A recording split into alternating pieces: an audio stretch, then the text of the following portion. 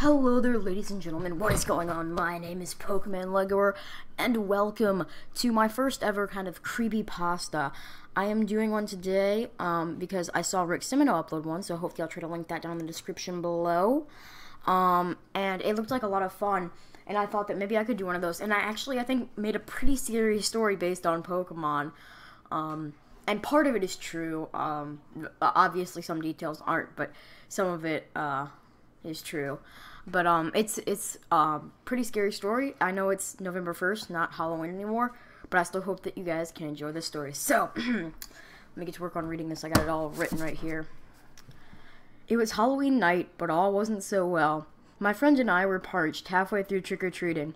We asked his parents, and they gave us their keys so we could go to his house and relax and drink water, while the other kids finished their candy routes. As we walked down his street, he spotted a house with an abundance of decorations. He goaded me over to the house, saying we could just get one more piece of candy and then head home. I reluctantly agreed, and we walked up to their driveway. As we neared the top, we saw a man coming out of the house. He looked busy. "Oh, darn it, I forgot to get candy today. Oh, boys, maybe you could have some DS games?"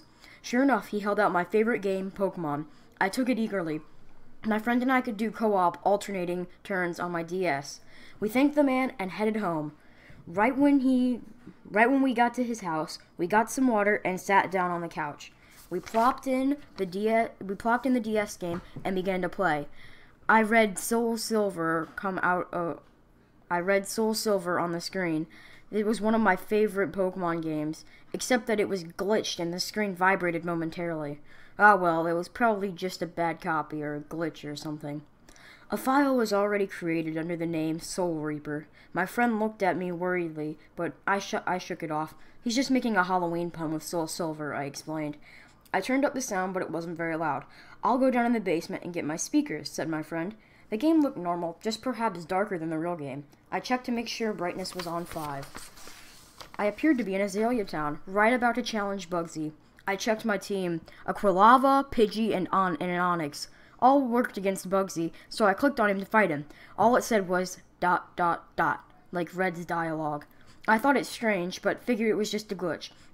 But instead of Bugsy, it said Lyle. That happened to be my friend's name, the one who was in the basement.